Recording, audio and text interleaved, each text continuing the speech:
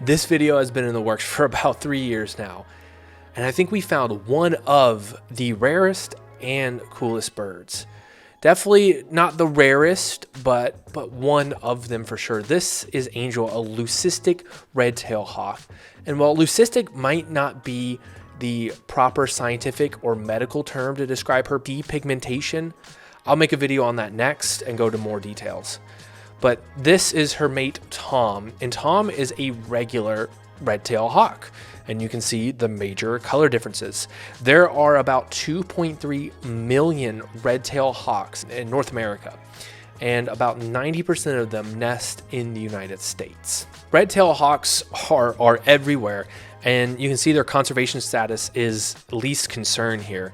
And if you want to learn more about natural history of red-tailed hawks, the best place to go really with any bird questions or learning about birds is Cornell's Lab's website, All About Birds. Fantastic. Well, you might be asking, how did we find out about Angel and why did it take 3 years to make this video? Well, that's a really interesting story. It started off, I met the landowner of Angel. He's a farmer out in Tennessee, and we don't disclose the exact location or anything other than the state because we want to protect Angel. We started talking about the area and our love for birds, and he's like, hey, I've got an all-white hawk on my land. I think it's super interesting. And I was like, oh, what are you talking about? An all-white hawk? Are you talking about like an eagle or like an osprey? Like, what do you mean? He's like, look, here you go. And he showed me a picture of Angel on his phone. And it was pixelated, but I could tell, wow, that you're right. That's a red-tailed hawk and all white. That is crazy to see. Like, tell me some more information on her. And he's like, yeah, you know, she's had quite a few chicks before. It's like, I think I know where her nest is. I was like, what? First off, you're telling me that this leucistic hawk is not only surviving, but thriving, because scientists and what we've learned from previous depigmented animals is that they generally don't do well out in the wild for a few reasons. One is they don't have great camouflage. You can see Angel is severely stands out compared to her mate here, Tom. And that makes her easy prey for maybe an owl that wanted to push her out of her nest and take it over. Or, you know, people are sometimes not nice and shoot birds, especially ones that are unique and rare. So it's amazing that she hasn't fallen victim to that. But also hunting wise, the prey could more easily spot Angel versus the male Tom because she's just not as camouflaged. So obviously she's doing well hunting for herself. And then you're telling me, well, she's had quite a few chicks before. I'm like, wow, that's also unique because generally it's hard for the same species to recognize a leucistic animal as being the same and mate, and then to successfully raise offspring from there.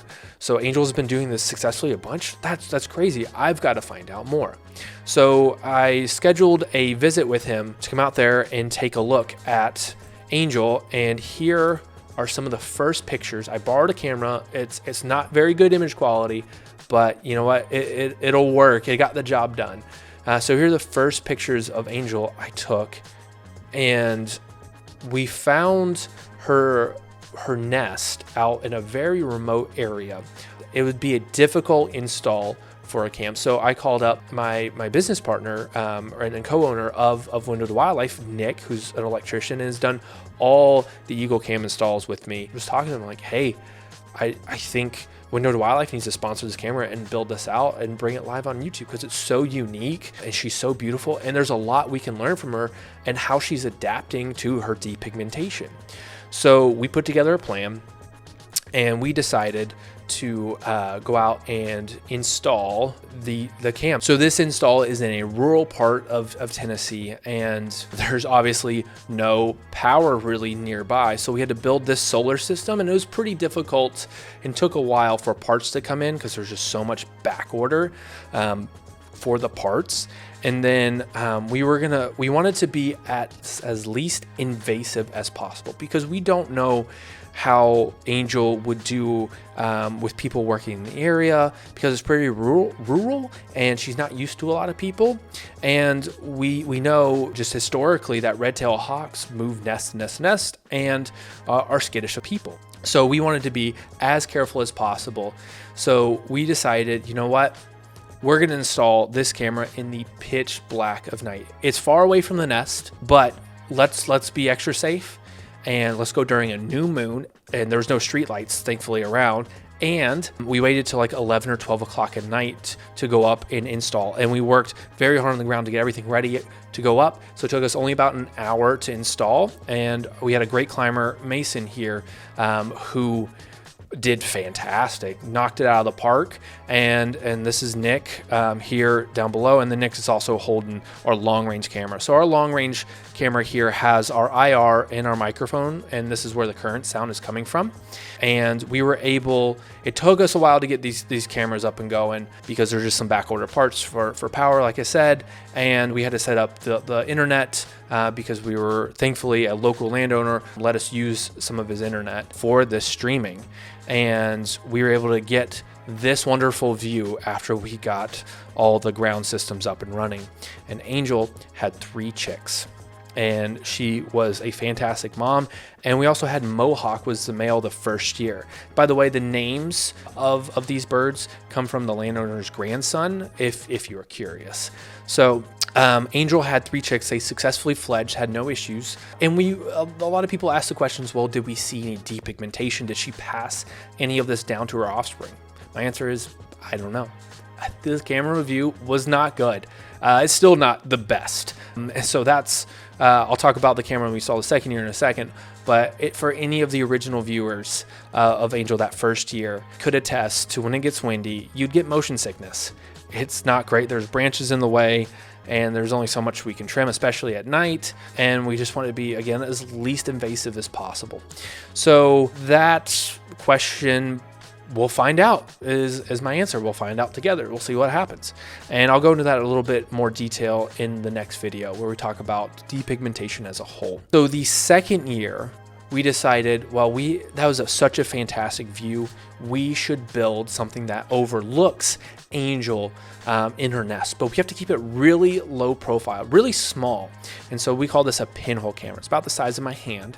And really the camera itself is a lot smaller, but this is just the box that fit with all the cables in it. And this is a fantastic view, fantastic image quality.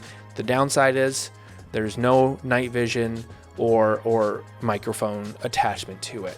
And it's just because the technology is not there to have night vision in such a small camera. So we're stuck with what we have. It's better than it was. There's not much going on at night anyway, so it's not too big of a deal.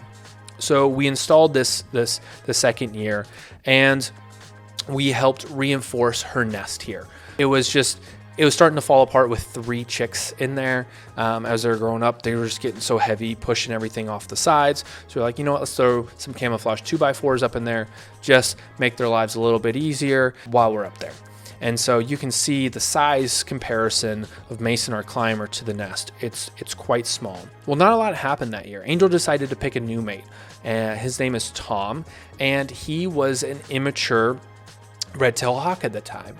And that means he wasn't sexually mature, so they couldn't have eggs, and they just worked on their bond. And then the season passed, and we're like, I guess we're not getting eggs this year. But you know what? Hopefully next year their bond will be strong and Tom will be sexually mature. At the time, we didn't have a name for him. He only got named, I don't know, a month ago. So the third year, the nest had fallen apart. There wasn't a lot left of the nest, so we decided to give Angel a lot of help and really build a really strong foundation for her. And you can see Mason here, the glove size comparison. I mean, it's a small nest. The nest is about 3 feet long by 2 feet wide now, and it's about 40 feet up in the tree. It's pretty small for a big hawk like Angel. She currently has 2 eggs, but maybe she'll have a 3rd egg.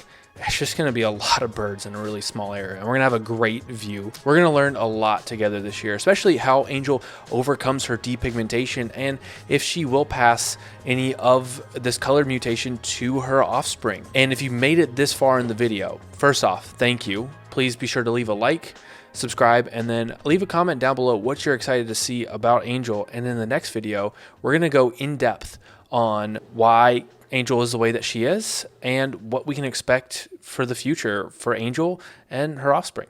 Thanks for watching.